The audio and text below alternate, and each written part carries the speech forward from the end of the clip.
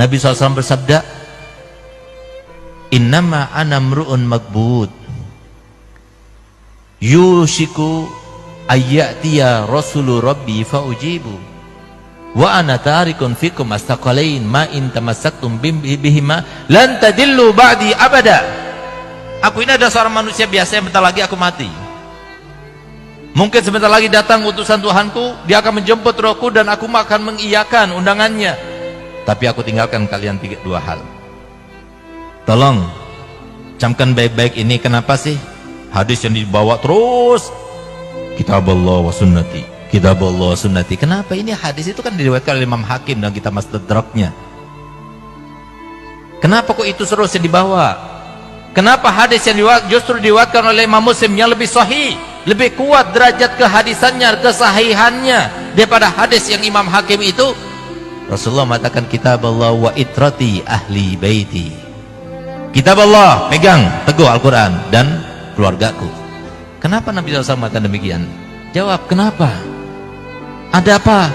Lalu kenapa Nabi SAW di akhir hadis itu beliau mengatakan uzakirukumullah fi ahli baiti, uzakirukumullah fi ahli baiti, uzakirukumullah fi ahli baiti. Aku ingatkan kalian ya, aku ingatkan kalianlah terkait dengan keluargaku. Hati-hati, mereka keluargaku, mereka cucuku. Dan Nabi SAW berkali-kali mengatakan, aku ini adalah manusia biasa sama seperti kalian. Subhanallah, ambil satu contoh, lihat bagaimana orang yang memuliakan dan tidak memuliakan. Ini contoh yang sangat luar biasa terkait dengan akhir zaman ini. Ada sebuah cerita yang fakta, bukan cuma cerita yang khurafat, di mana ada seorang syarifah punya anak 3. Gak beruntung yang hartanya itu bersambung dengan zuriat Nabi. Beruntung mereka yang mempunyai perhatian kepada zuriat Nabi. Nabi SAW sendiri bersabda dalam hadisnya, man sona'a ma'rufan li bani Abdul Muttalib walam yujazihi fa'ana ujazihi yawmal qiyamah. Barang siapa yang melakukan suatu kebaikan bagi Bani Abdul Muttalib, siapa sekarang? Ya para habaib di cucunya Nabi. Maka aku nanti membalasnya pada hari kiamat. Subhanallah, ini ada cerita. Tapi jangan ditiru. Ada Habib, memang gak punya dia, tapi dia malu mau minta-minta. Dan sifat Habib yang paling kental, sifatnya orang Quraisy itu begini, merendah kepada orang, paling anti. Kalau semua ada habaib yang seperti itu, terkontaminasi. Itu habaib yang terlumuri, itu namanya.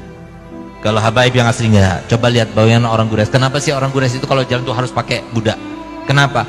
Karena takut sampai jatuh sesuatu barang, dia nggak mau menunduk, itu nggak mau. Dia perintahkan itu, yang namanya budaknya. Iya, kalau jatuh sesuatu yang nggak berharga, walaupun yang jatuh itu satu karung isinya dinaran, ribuan dinar, nggak diambil sama dia, diambil oleh budaknya. Dari saking merasa nggak mau merendahkan diri di depan orang. Itu sifat daripada habaib yang asli.